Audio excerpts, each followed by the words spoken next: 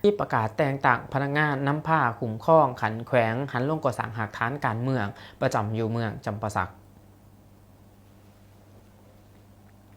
ในตอนบ่ายของวันที่1กรกฎาคมนี้อยู่ที่ห้องหน่อยสโมสรของเมืองจำปาสักได้เปิดกองประชุมนำส่งพนักงานนำผ้าคุ้มครองขันแขวงหันลงก่อสร้างหากฐานการเมืองเพื่อสร้างขบวนการคำนับหับตอนกองประชุมใหญ่ครั้งที่เก่าขององค์คณะพรรคแขวง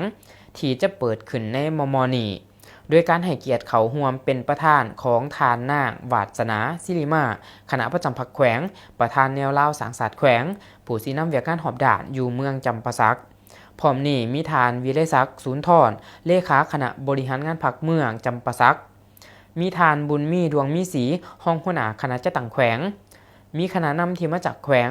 มีพนักงานนำผ้าคุ้มครองที่จะลงก่อสร้างหากฐานการเมืองประจำอยู่เมืองจำปาสักมีคณะประจำพรรคเมืองกรรมการพรรคเมืองมีเลขาคณะพรรคหากฐานกลุ่มบ้านมีหัวหน้าของการออมขังเมืองเขาห่วม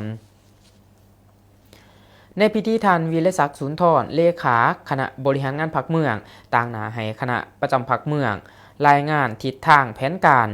ารจัดตั้งปฏิบัติเวียกงานก่อสร้างหากฐานการเมืองพัฒนาชนบทแก้ไขความทุกข์ยากและเวียกงานซ้ำซากโดยที่เอาเวียกงานนี้เป็นเวียกงานยุทธศาสตร์ยาวนานและเป็นเวียกงานจุดสุมและต้องได้จัดตั้งปฏิบัติอย่างเป็นปกติต่อเนื่องตามสีเหนือในสีขาดหมายและสีทิศนำเคียงคู่ไปกับการจัดตั้งปฏิบัติ2วาระแห่งชาติว่าด้วยการแก้ไขความทุกข์ยากทางด้านเศรษฐกิจการเงินและแก้ไขปัญหายาเสพติดจากนั้นสหายบุญมีดวงมีสีห้องหัวหน้าคณะจัดตั้งแขวงได้ผ่านมติตกลงของคณะประจำพรรคแขวงฉบับเลขที่500ทับคจพขจสลงวันที่19มิถุนายนปี2025ว่าด้วยการแต่งตั้งพนักงานนำผ้าคุ้มครองลงก่อสร้างหากฐานการเมืองประจำเมืองจำปาสักซึ่งมีรายละเอียดดังนี้ฐานคำแดงดีวิไซห้องเลขาคณะบริหารงานเศร้าหนุ่มแขวงเป็นหัวหน้าฐานพันโททุนศักดิ์ไส้ปัญญาหัวหน้าแผนกขนส่งห้องพระราธิการกองบัญชาการทหารแขวงเป็นห้อง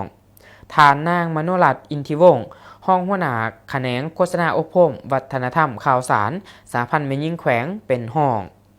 ฐานพันตีสำลีเกี่ยวบัวผ้าห้องหัวหน้าแผนกกวดกาป้องกันกำลังห้องการเมืองกองบัญชาการป้องกันความสงบแขวงเป็นคณะ